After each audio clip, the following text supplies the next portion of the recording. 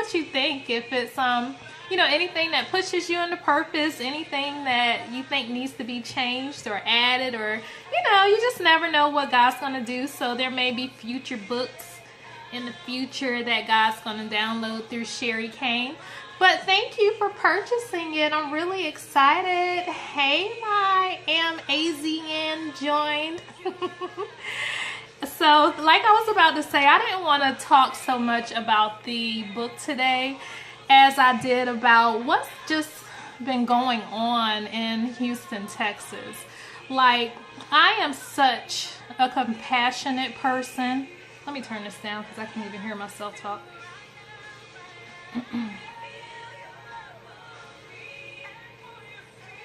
And because I'm a compassionate person, when other people hurt, it bothers me deeply. So I've been watching the news, of course, and I've just been seeing families who don't have any place to live. One family, like I posted about earlier, a family of 6 lost their life, 4 grandchildren and 2 grandparents. And it just broke my heart. Like, really, it really is breaking my heart. And so I know this is Purpose Talk Tuesdays, but sometimes I think that our purpose should be helping others. And I think that's what all of our purpose are in some shape, fashion, or form, is to help others. So a lot of stuff has been going on online about Joel Osteen and how he didn't open his church, and that bothered me because if you really follow Joel Osteen, you know that he is truly a man of God. So I was like, Christians sometimes, we are the most judgmental people out of anybody that I know. And because we're so judgmental, we don't give anybody grace when we're the ones who are supposed to be loving like Jesus. And sometimes we don't do the best job at that, myself included. But, I just wanted to come on and say a prayer for Houston because they are just going through it. And I know that, I think I heard the total was like maybe 10 people, which is really a good number compared to 60 million people I think live there. But I wanted to jump on and just pray because I know that God is a waymaker and he can restore everything that they lost and everything that they're losing in this time period. So, you guys just keep Texas in prayers, yes, for recovery and restoration of everything. So, I'm going to go ahead into prayer, and if you guys want to join me, thank you very much. I love you guys so much. So, Father, thank you for this time that we have today. Thank you for being in our midst so that we can pray for the people in Houston, Texas. Father, I just ask that you be any and everything that they need because you are the God of all. And you are the God who provides and makes ways and does things that are in and out of season. And we don't know what the reason for this storm being so massive is. And, a lot of people have a lot of theories. But I just thank you that you are there even in the midst, keeping families safe. The people who need to be rescued even now, Father, please send them protection. Guard their hearts, guard their minds, guard their souls. Keep them from losing their mind. I couldn't even imagine going through what they're going through right now. But I thank you that you are our Father, our God, the one who provides, the one who leads, the one who guides. Father, just send the angels to cover and protect and keep and hold them in this time of need. I thank you so much for being our covering, for being our waymaker, for being our truth. Please be that for the people in Houston, Texas right now, Father, in the name of Jesus. Amen. But yeah, guys, I thank you so much for coming on. I'm going to get into the book just a little bit because I think that one of the chapters that I was about to go into this week is Iron Sharpens Iron. And I know we've all heard that before, but that's a proverb inside of the Bible. And the meaning of iron sharpens iron is that we are supposed to, as Christians, hold each other accountable and also sharpen, yes, exactly, also hold and sharpen what's needed in order to build us up into the person of purpose that we're supposed to be. So, you know, with us trying to cut people down or move people, or, you know, just not having people in the right mindset, or taking our mindset and using it against people, you know, that are or have the power to move into certain things quicker than we do. You know, I just think that we have to give grace, and we have to not always judge, but love people from where they are. You know, like my church is, the name of my church is Have Life, and the life portion of the church, we have an acronym, and it stands for Love Like Jesus, Invest in People, Follow the Bible, and Evangelize Everywhere. And so I don't know if it's because I'm growing inside of that atmosphere, but I believe that we should all be giving life to people on a consistent basis versus trying to tear people down. And, you know, I'll be the first one to tell you that sometimes I get mad at people and it may not, and AZ probably can attest to this more than anybody, but if it comes out the wrong way, it's like God told me, aw, thank you, Avery, my boo. Mwah!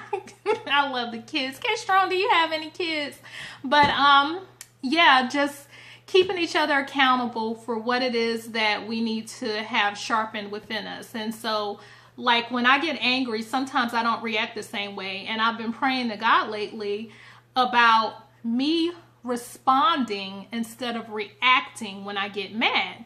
And so that's one of the things I know that he has to work on in me. Yeah. And it'll take a hold of you, because all of my life before, you know, post Sherry BC, before Christ, you know, I was reacting to everything that happened in my life.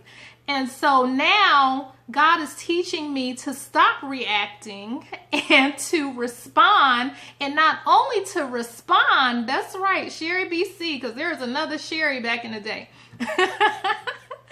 And, excuse me, to respond, and not only to respond the way that Sherry would respond, but to stop and pray about it and ask him what it is that he wants me to do. And I've been really, really quiet the last week or two, Tanya and AZ, because I talk on the phone with y'all a whole lot. But it's because God has literally, he makes me shut up.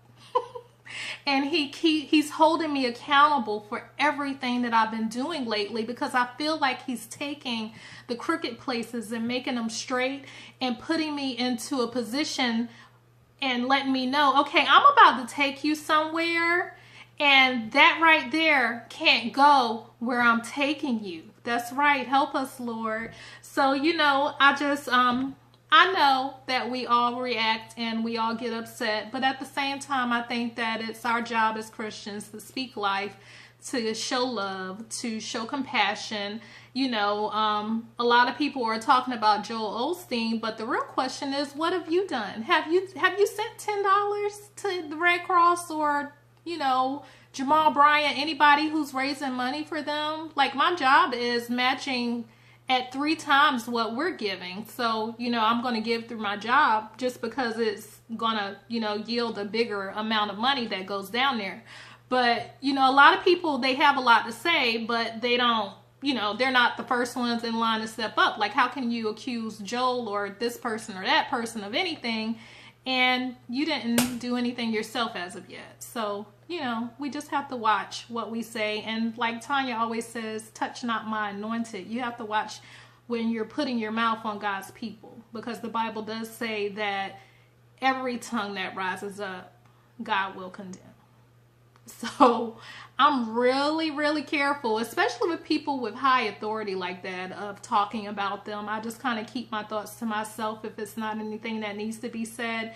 And like with this, if it's something that I feel that needs to be defended, because I mean, Lakewood Church is one of the churches that's in line every time any type of major issue goes down. That's one of the first names that you hear that is helping and sending out aid and sending out people to move into the environment. So, you know, that's all I had to say today. I'm going to come back on next week and pick back up with chapters 6, 7, and 8 with the book. but I wanted to come on and just kind of drop that in everyone's ear because it's just been bothering me. I love you too, my Tanya Shalel. Tell my Kayla I love her. It's just been bothering me all day. And so I've been like, you know, God, what do you want me to talk about? And he said, you can talk about that. You're allowed to talk about that. And you're right, iron does sharpen iron so that we can change. And I guess we can call this Periscope our Iron Sharpening Iron message. And what I've also been doing, I don't know if you guys have noticed, I have a YouTube channel that I just started not too long ago. And so with these Periscope videos, I also go out and add them to YouTube. So I just thought that was pretty cool, and nobody probably knows about my YouTube channel. So go out there and follow me if you haven't followed me yet. But I love you guys. Thank you so much for coming on. Tanya, I hope you have a wonderful vacation in Virginia. I can't wait to hear about it. Yes, yes, thank you, K Strong. Tell me your first name. I want to know your first name because I always call you K Strong. Aw, you're leaving Virginia. Aw, oh, I look so sleepy. It's okay.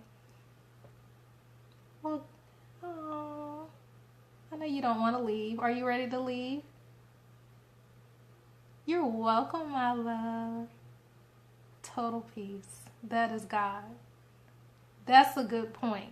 When you have total peace in the midst of whatever is going on, that is all God. And I don't know if you guys saw that clip with the guy from Texas who was walking down the street with his son with just a book bag, and he looked so happy. And so the news reporter stopped him and he said, you know, what's going on? And he said, you know, I lost my car, I lost my house, but me and my son are alive, and that's all that matters. And he kept saying, God did it.